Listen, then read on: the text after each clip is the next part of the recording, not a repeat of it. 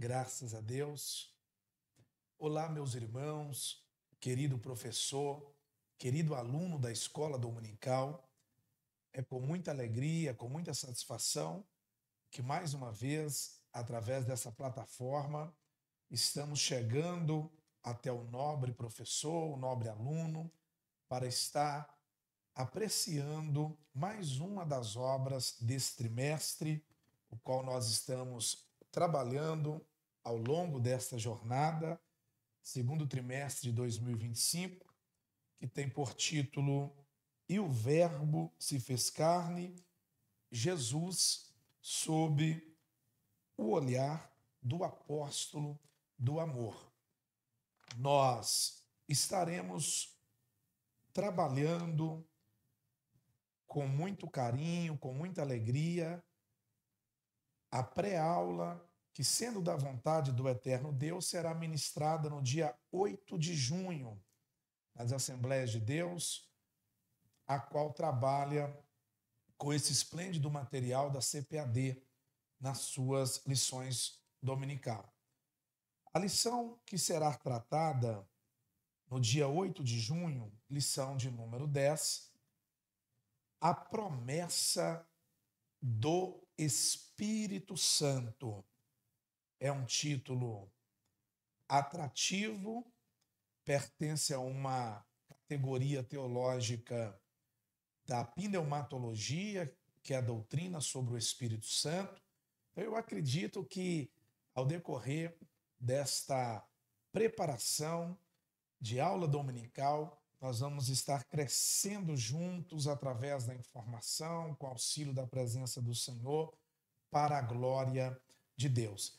Convido a você, querido professor, querido aluno, que tem em casa a tua lição, esteja neste exato momento também com ela em mãos para fazermos as precisas leituras, acompanhações e até algumas anotações sendo necessário, tá ok? Vamos para o texto áureo, por favor. Texto áureo extraído do Evangelho de João, capítulo de número 20, versículo 22. E havendo dito isto, assoprou sobre eles e disse-lhes: recebei o Espírito Santo. Esse texto proposto como áureo da lição de número 10 é um dos versículos que será apreciado, trabalhado ao longo da nossa lição. A verdade em prática, a promessa do Pai não se restringe a um grupo particular ou a um período específico, mas inclui todos aqueles que se arrependem e creem no Evangelho. A verdade prática, ela é bem enfática em trazer para nós a disponibilidade, digamos assim, que motiva a nossa fé no que diz respeito, disponibilidade informativa no que diz respeito à promessa do Pai em relação ao Espírito Santo.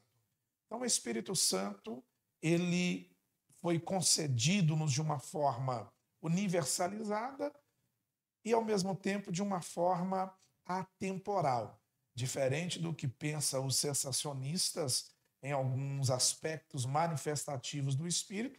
Nós que somos de uma linhagem, de uma vertente pentecostal, bíblica, acreditamos na plenitude do Espírito, ok? Na manifestação a todos os povos que lhe aceitar, obviamente, e também na continuidade, na progressão de dons espirituais. A leitura bíblica em classe proposta para a desenvoltura da lição de número 10 está registrado no Evangelho de João, capítulo 14, versículo 16 ao 18, e também o versículo 26, capítulo 16, versículos 7, 8 e 13, e também o capítulo 20, versículo 21 e versículo 22. Nós vamos estar fazendo a leitura, tá ok? Valorizando esses 3 capítulos nos quais foram selecionados a classe dos textos sobre a promessa do Espírito Santo extraído da luz das Escrituras. Versículo 16: e eu rogarei ao Pai, e ele vos dará outro Consolador, para que fique convosco para sempre. O Espírito da verdade, que o mundo não pode receber, porque não o vê, nem o conhece, mas vós o conheceis, porque habita convosco e estará entre vós. Não vos deixarei órfãos, voltarei para vós. Mas aquele Consolador, o Espírito Santo, que o Pai enviará em meu nome, vos ensinará todas as coisas e vos fará lembrar de tudo quanto vos tenho dito. João capítulo 16, versículo 7. Todavia digo-vos a verdade, que vos convém que eu vá, porque se eu não for, o Consolador não virá a vós, mas se eu for, enviar-vos-lo-ei. E quando ele vier, convencerá o mundo do pecado e da justiça e do juízo.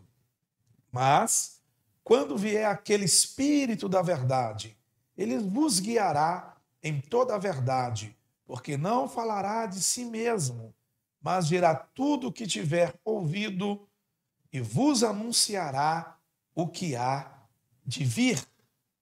Agora vamos para o capítulo 20, versículo 21 e 22. Disse-lhes, pois, Jesus outra vez: paz seja convosco. Assim como o Pai me enviou, também eu vos envio a vós. E havendo dito isso, assoprou sobre eles e disse-lhes: recebei o Espírito Santo.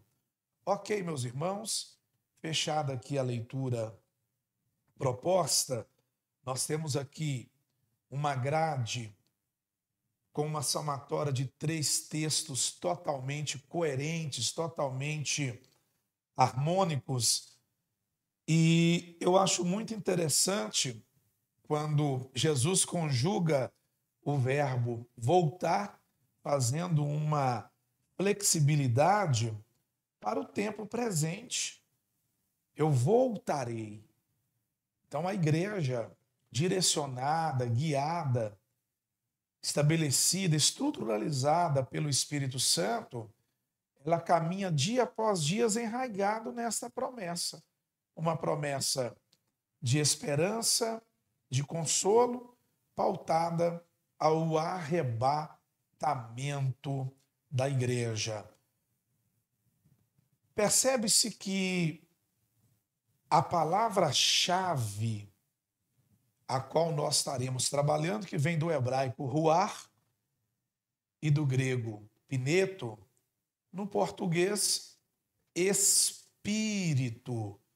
Então toda a lição, todo o conteúdo vai ser desenvolvido em torno desta palavra tão poderosa, referente ao Espírito Santo. Acompanhe comigo, gentilmente, a introdução.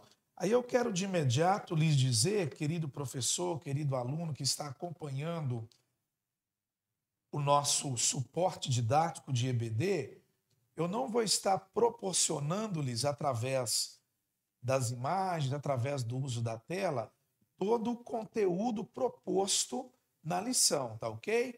Eu vou apenas estar disponibilizando, através do visual, a chamada espinha dorsal de cada parágrafo, de cada tópico, subtópico, etc.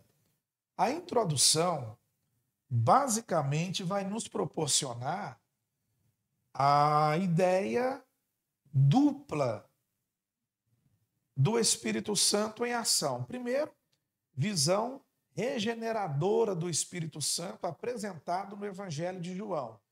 Segundo, a perspectiva capacitadora do Espírito Santo apresentada no Evangelho, na progressão, melhor dizendo, na continuidade do Evangelho chamado Atos dos Apóstolos, que entre alguns teólogos é chamado de quinto Evangelho. Então percebe-se esse ofício duplo da ação do Espírito Santo a partir do momento da sua efusão. A ação do Espírito Santo participativa na regeneração do perdido.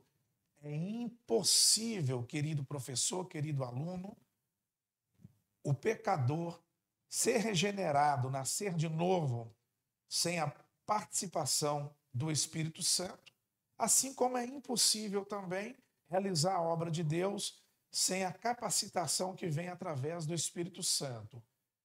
Esta proposição de capacitação que a introdução está nos proporcionando é justamente o fato do Espírito agir com primazia, com liberdade em cada um de nós para a grande obra de evangelização que Cristo nos proporcionou, nos comissionou, tá ok? Então o Espírito Santo nos capacita a ter estruturalização cotidiana cristã e ao mesmo tempo nos capacita para a desenvoltura da obra de Deus. O primeiro tópico traz para nós a seguinte abordagem: a promessa do Pai. Primeiro subtópico do primeiro tópico: Jesus enviará o Consolador. Ele vos dará outro Consolador. É o Espírito Santo que habita convosco e estará em vós. Quando o Espírito Santo é recebido pelo pecador, pelo não salvo, propriamente dito, ele atua em algumas áreas a partir do momento de regeneração do tal irmão ou irmã que recebeu a Cristo. E esse ofício de habitação permanente, relacional do Espírito Santo está no aspecto de consolação, como também no aspecto de morada. Morada, uma vez que este mesmo Espírito convence-nos do pecado, do juízo e da justiça. Então é impossível alguém ser consolado no aspecto espiritual, ser habitado, ser morada divina, sem o auxílio, a ajuda do querido Espírito Santo. Esta evidência regenerativa, consoladora do Espírito Santo na vida da igreja testifica a terceira pessoa da Santíssima Trindade. Então, o Espírito Santo, como Deus, como ocupação direta na Trindade, ele não apenas consola-nos, mas também habita em nós a partir do momento que em Cristo Jesus nos concedeu a regeneração. É por isso que o apóstolo Paulo, por exemplo, quando escreve aos irmãos lá de Éfeso, no capítulo 2, a partir do versículo 1, ele aborda o nosso estado antes da conversão e pós-conversão. Então, antes da conversão, estávamos dominados pelos nossos chamados delitos, pecados e etc. Mas ele nos deu vida, Cristo nos deu vida, a partir do momento que o Espírito Santo fez em nós esta obra tão linda que é a obra de salvação. Prosseguindo, por favor, vamos estar agora propondo as ideias principais do segundo tópico, do primeiro tópico, que traz uma referência sobre o Consolador.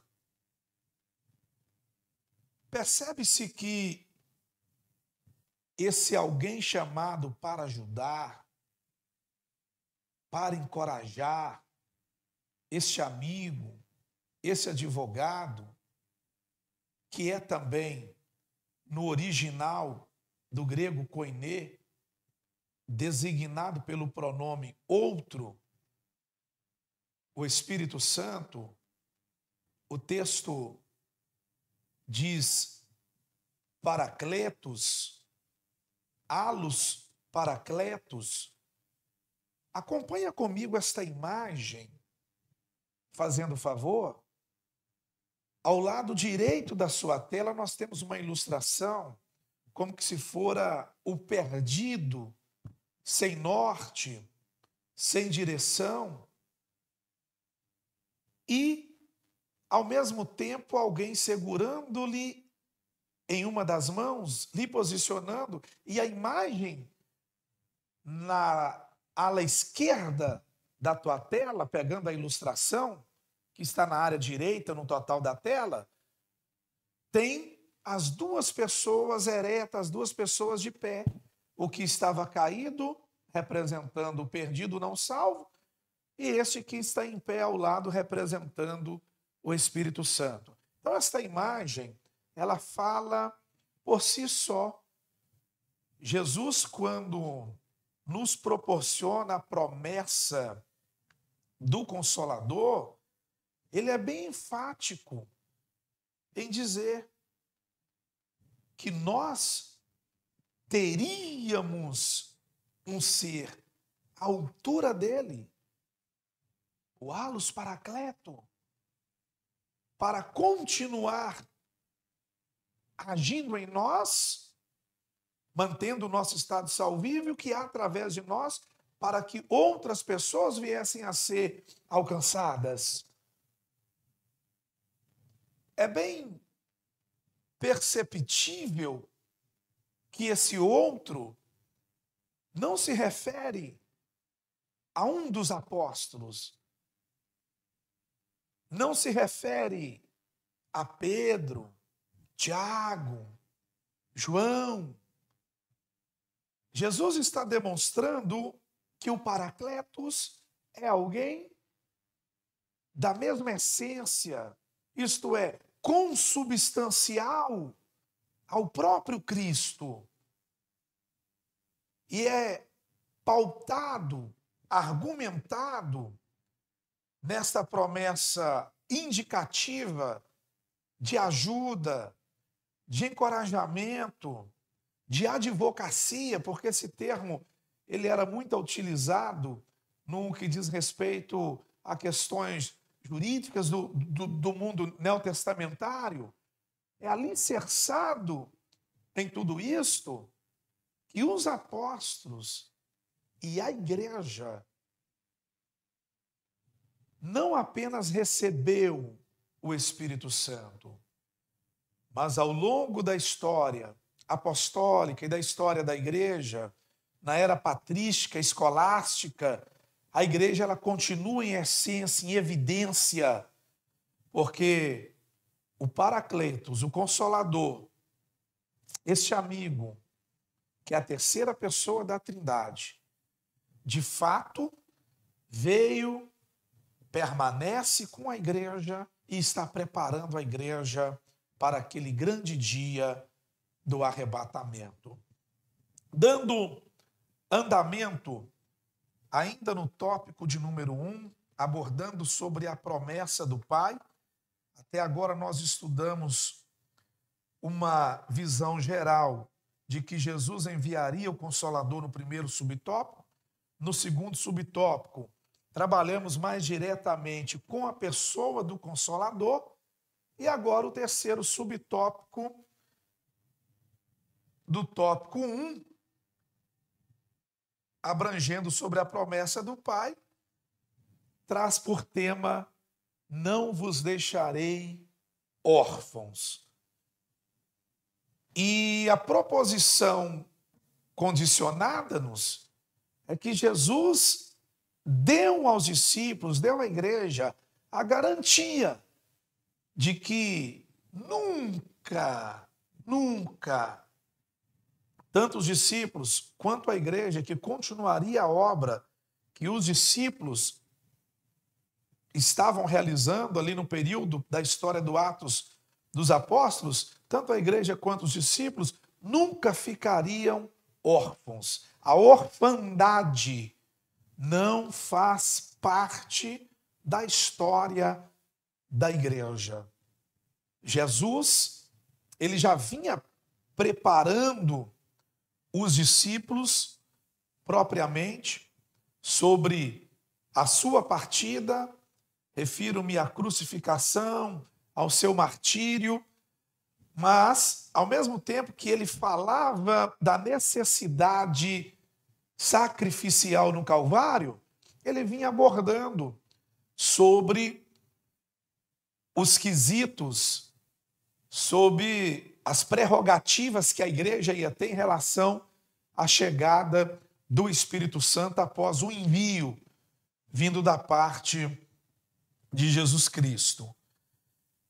Então, Jesus ele tinha um relacionamento direto com os discípulos no período em que ele exerceu o seu ministério, mais ou menos ali 3 anos e meio.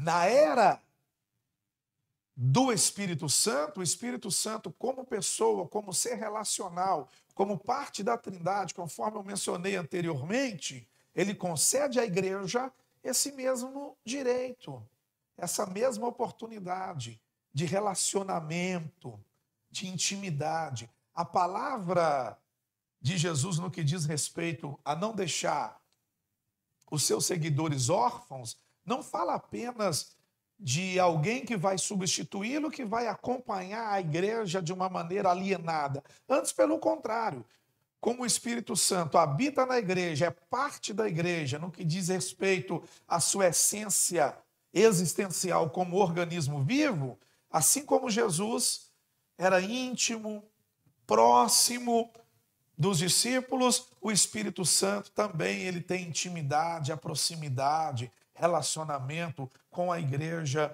do Senhor Jesus Cristo. Então, o que Jesus assegurou sobre a promessa, ok?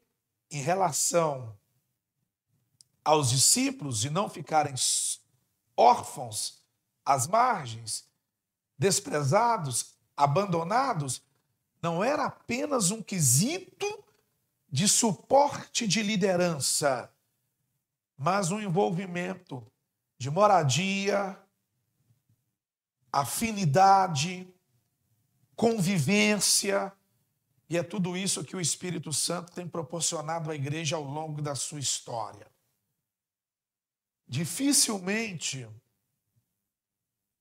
a igreja caminharia se ela não tivesse sido abraçada na sua totalidade pelo Espírito Santo.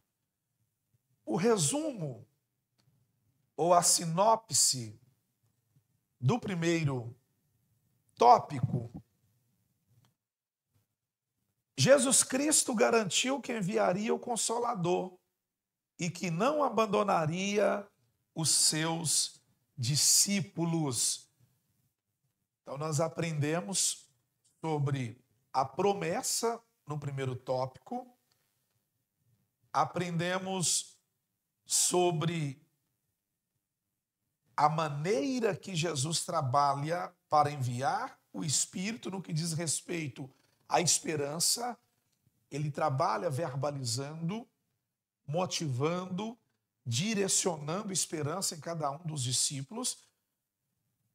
No segundo subtópico do primeiro tópico, trabalhamos um pouquinho sobre a pessoa do Espírito Santo e a sua importância, o que significa a palavra consolador em si. E fechamos o terceiro subtópico do primeiro tópico, com uma explanação muito clara que o comentarista nos propõe de que a orfandade não faria parte da história da igreja. Então vamos caminhar neste momento para o segundo subtópico da lição de número 10, que tem por título A Promessa do Espírito Santo. Na imagem proposta, eu coloquei uma ilustração simbolizando os quase 120 que naquele cenáculo aguardava, ok? O Espírito Santo com tanta garra, com tanta precisão. O Espírito Santo habita os discípulos, é o tema do segundo tópico que estaremos trabalhando. Primeiro subtópico, nós temos uma exegese bem sumária de 1 João, de João, capítulo 20, o versículo 22. É crucial considerarmos o contexto. Jesus apareceu ressuscitado e glorificado.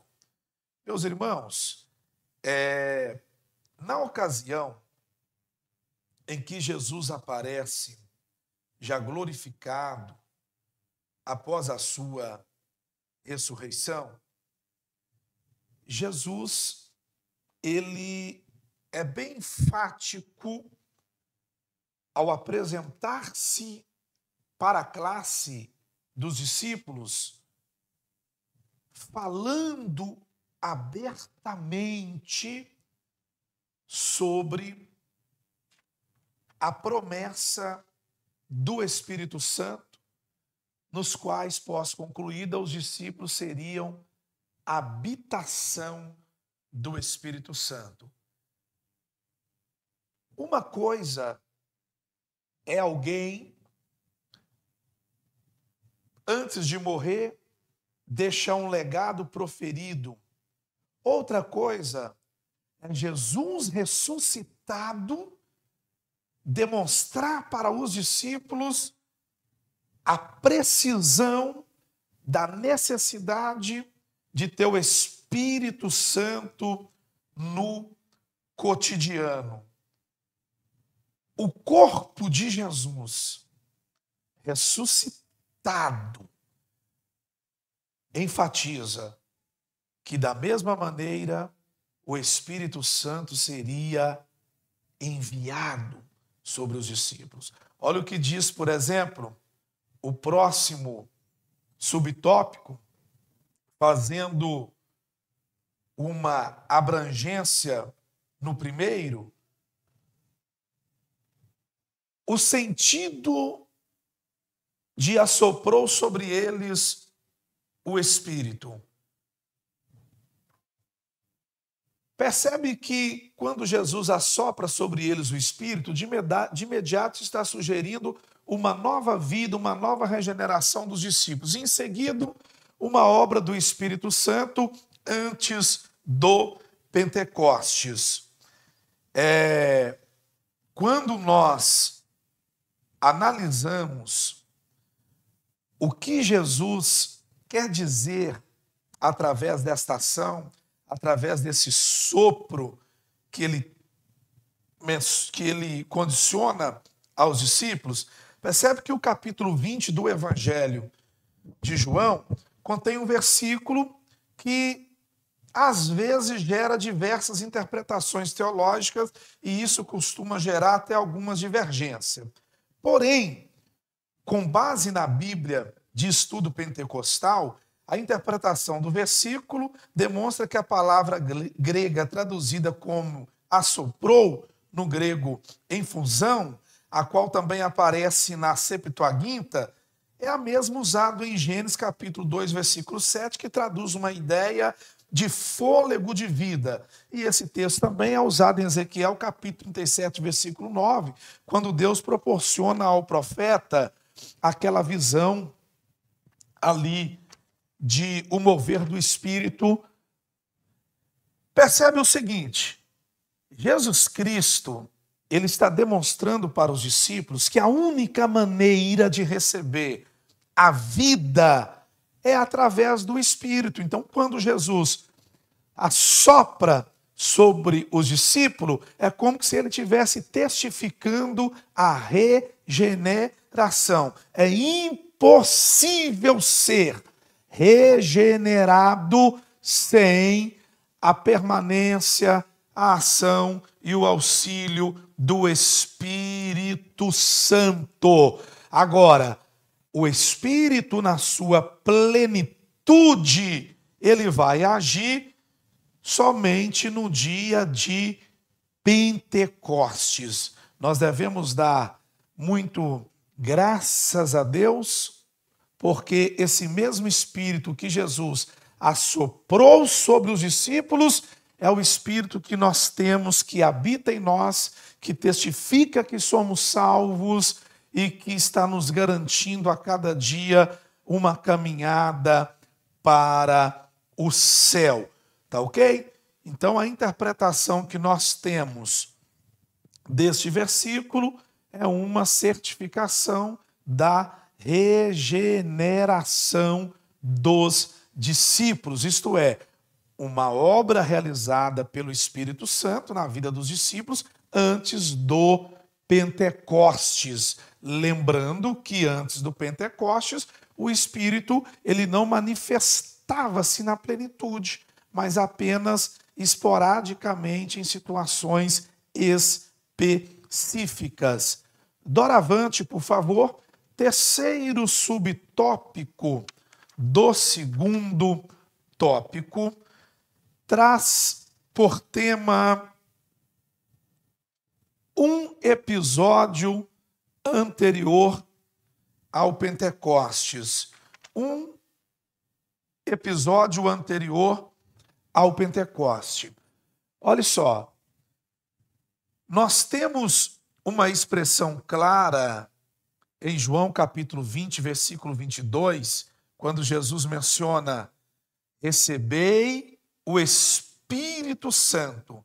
Então essa expressão ela vai sugerir, ok, uma consequência direta da menção de quando Jesus assoprou sobre eles, indicando que o Espírito Santo habitou os discípulos naquele momento específico. Então a ideia que nós temos aí é que a partir daquele momento eles tornaram-se nova criação ou foram regenerados, tá ok? Então o Espírito Santo, ele agiu diretamente na vida dos discípulos a partir do momento que Jesus assoprou sobre eles. Então, a partir desse ponto, os discípulos tornaram-se nova criação, completamente regenerados e sendo governados, habitados, direcionados pelo Espírito Santo. É claro que isso não é o recebimento direto e plenário do Espírito Santo, que isso vai ocorrer no Pentecostes, tá bom? Posteriormente, lá no Pentecoste, que o Espírito vai vir nesta plenitude total, que é assunto do próximo tópico que eu não quero estar antecipando neste momento. Então, o que nós precisamos de entender é esta experiência que o Espírito Santo concedeu, ou melhor, que Jesus concedeu aos discípulos através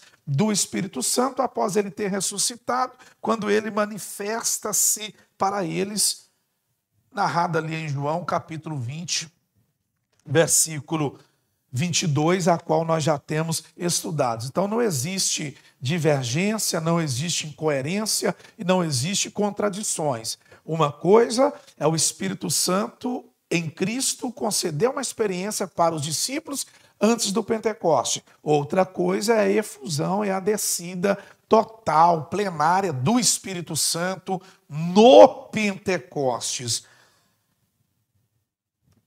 Acompanhem comigo, por favor, a sinopse do segundo tópico.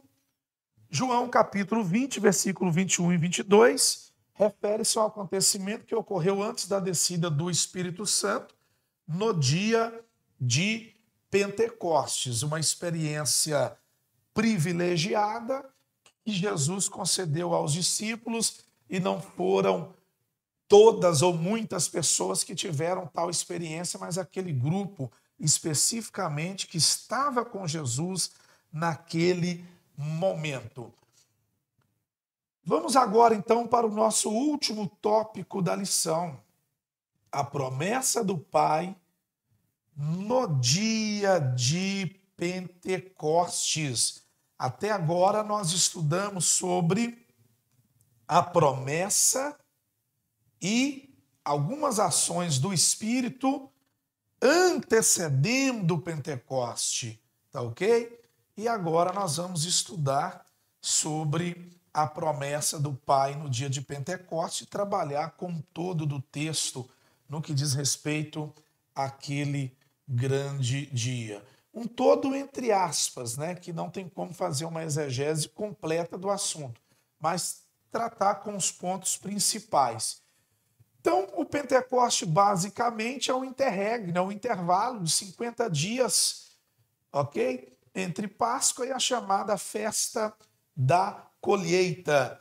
A lição, no primeiro subtópico, aborda a expressão de repente ocorreu o derramamento do Espírito Santo. Percebe-se que Jesus, em Atos dos Apóstolos, capítulo 1, versículo 8, nós temos ali um argumento da permanência na cidade de Jerusalém, permaneceis na cidade até que do alto sejais revestido de poder, e ser-me-ei testemunhas, Jerusalém, Judéia, Samaria e até os confins da terra. Os discípulos, após a ascensão de Cristo, considerando que durante 40 dias Cristo manifesta-se ressuscitado, pós-ascensão, os discípulos ficaram mais ou menos ali 10 dias até o Pentecoste, orando, clamando, aguardando o Paracletos, o Consolador, o Ajudador, o Advogado, aquele que Jesus tinha precedido a eles com uma experiência, soprando sobre eles, certificando que de fato eles estavam regenerados. Aí eu acho interessante que quase 500 pessoas tiveram acesso a essa informação da promessa do Consolador. Mas, no dia de Pentecostes, apenas quase 120. Aí o texto é claro em dizer, eles estavam orando com unicidade geográfica, mesmo lugar, unicidade harmônica, mesmo propósito, e de repente, lembrando aí do espaço de 10 dias, 40 dias considerando aparições de Jesus, 50º dia para a festa do Shavuot, colheita, de repente veio do céu um som parecido, semelhante, como de um vento veemente. Aí percebe-se que essa descida do Espírito vai condicionar uma experiência dupla. Primeiro, coletivamente, todos percebem aquele som. Segundo, individualmente, línguas parecidas como que de fogo vêm sobre cada um deles. Quando de repente veio o ruar, o pineto, né? Ruar no hebraico, pineto no grego aí, o vento, e encheu toda a casa, e começa a ser distribuída uma manifestação sobre cada um vindo do Espírito, era Jesus certificando que o Consolador, que o prometido, que aquele que ia certificar que a igreja não ficaria órfã estava de fato chegando, não esporadicamente, mas de uma forma plenária, total. E não para conceder uma experiência específica, como o sopro que o antecedeu, mas de uma maneira constante, atemporal. Não é apenas um sopro específico no cenáculo, como Jesus havia mostrado, a certificação salvífica, mas era uma experiência não específica no aspecto limitado da palavra, específica no Pentecoste, porque teve um Pentecoste, mas progressiva nas variações, na continuidade de ação, moradia e manifestação do Espírito Santo. Acompanha comigo essa ilustração do primeiro subtópico. Está vendo ali?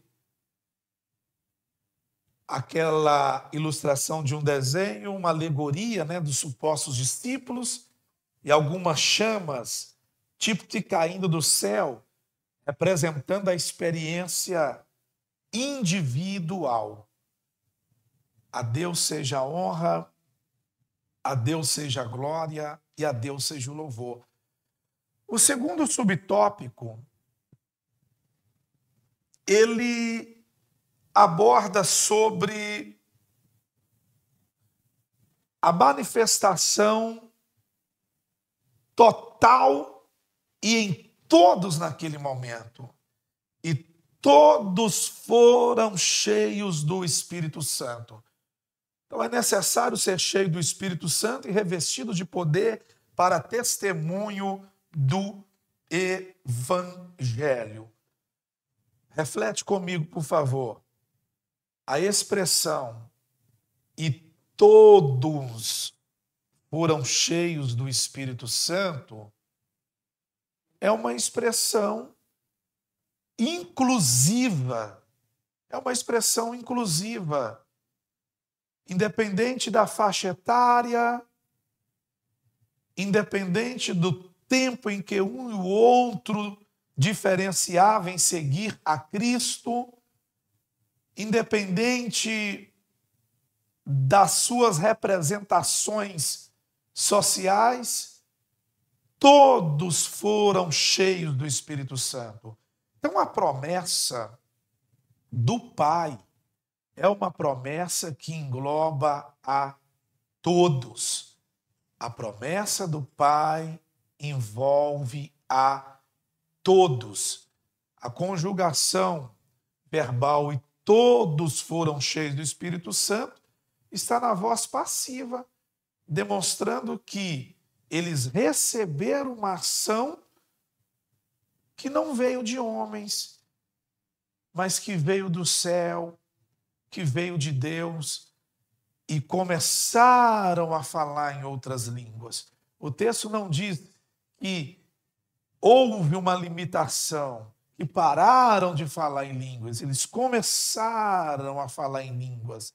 E nós que somos pentecostais, que cremos na manifestação plenária do Espírito Santo ainda nos dias de hoje, cremos essencialmente no batismo com o Espírito Santo, que é caracterizado com o revestimento de poder. Nós não podemos confundir a expressão batizados com e no Espírito Santo com a expressão batizados pelo Espírito Santo. Então, ser batizado pelo Espírito Santo é uma experiência de regeneração, parecida com aquela certificação de quando Jesus sopra sobre os discípulos. Então, quando a pessoa é batizada pelo Espírito Santo, é quando ela é regenerada e o Espírito Santo a insere no corpo de Cristo. Agora, ser batizado no e com o Espírito Santo é um revestimento de poder.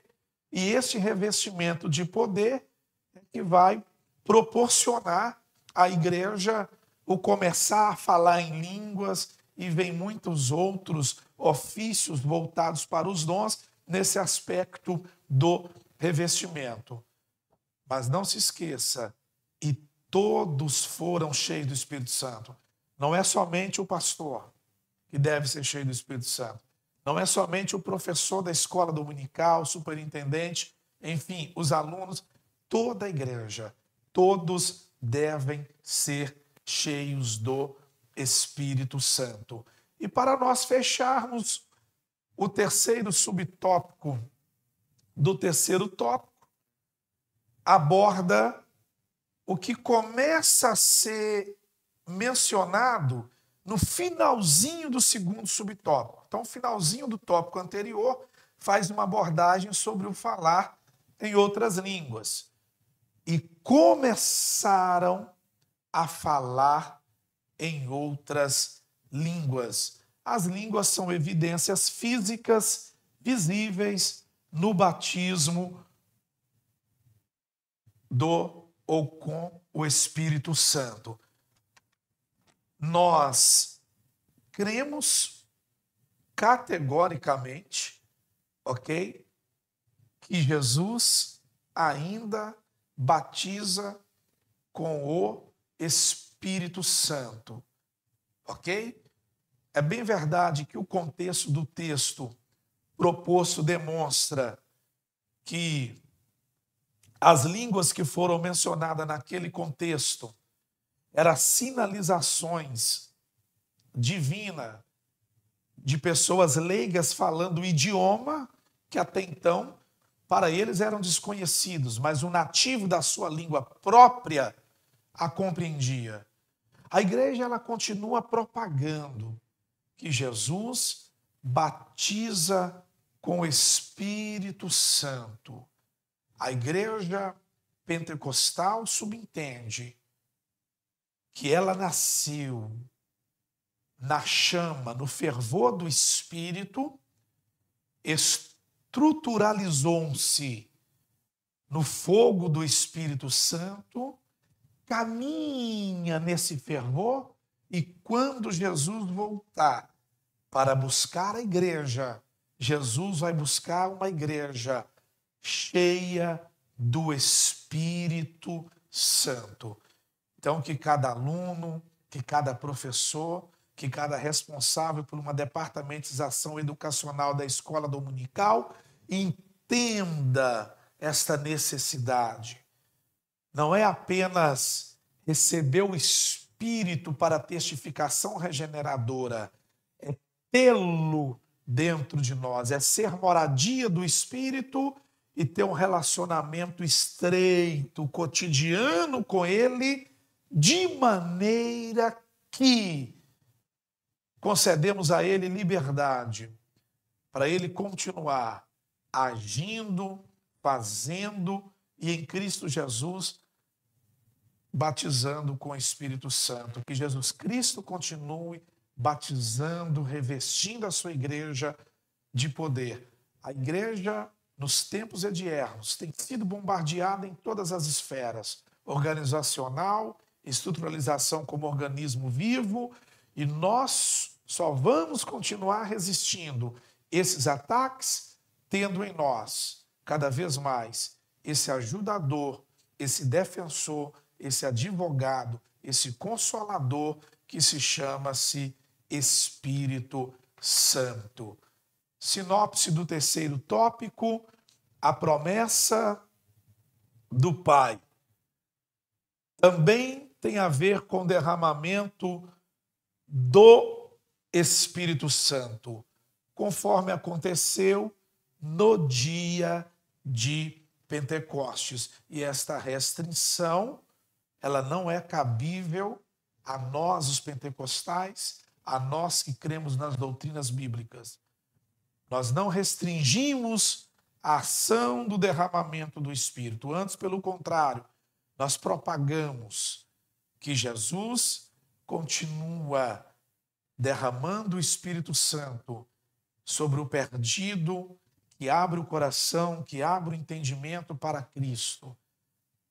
Jesus Cristo, ainda através do Espírito, salva, cura, batiza com o Espírito Santo e vai voltar para buscar a sua igreja. Para fechar a nossa aula, o nosso bate-papo, espero que o querido professor, que o querido aluno tenha crescido um pouco mais biblicamente, intelectualmente, através da nossa aula. Conclusão: a promessa do Pai se manifesta na vida do pecador, regenerando-o, na vida do salvo, batizando-o no Espírito Santo. Então, até a volta de nosso amado Jesus Cristo, Jesus continuará salvando através do Espírito e batizando aqueles que ainda não têm essa experiência de revestimento de poder. Jesus continua batizando com o Espírito Santo para que o nome do Senhor seja glorificado. Eu quero neste momento orar por você, querido professor, querido aluno, para que na próxima aula você tenha um desempenho agradável, satisfatório, com a ajuda do Espírito Santo, que a tua classe cresça para a glória de Deus através desta lição de número 10, que aborda sobre a promessa do Espírito. Você que está em casa, feche os seus olhos comigo e vamos falar com Deus. Querido Espírito Santo, é com muita alegria que eu quero glorificar o teu nome, pela tua presença, pela tua misericórdia, glorificar ao Senhor por essa instrumentização que o Senhor tem nos concedido através desta plataforma do YouTube. Ao Senhor seja a honra e seja a glória, e esteja abençoando para a glória do teu nome a cada aluno, a cada professor do departamento educacional da tua igreja que tenha acessado estas informações. Jesus, que a tua igreja continua sendo cada vez mais morada do teu Espírito e que o Senhor continue derramando o Consolador sobre o perdido e batizando-os com o teu Espírito, em nome de Jesus. Amém e amém. Deus abençoe, muito obrigado. Até o nosso próximo encontro aqui no apoio da EBD.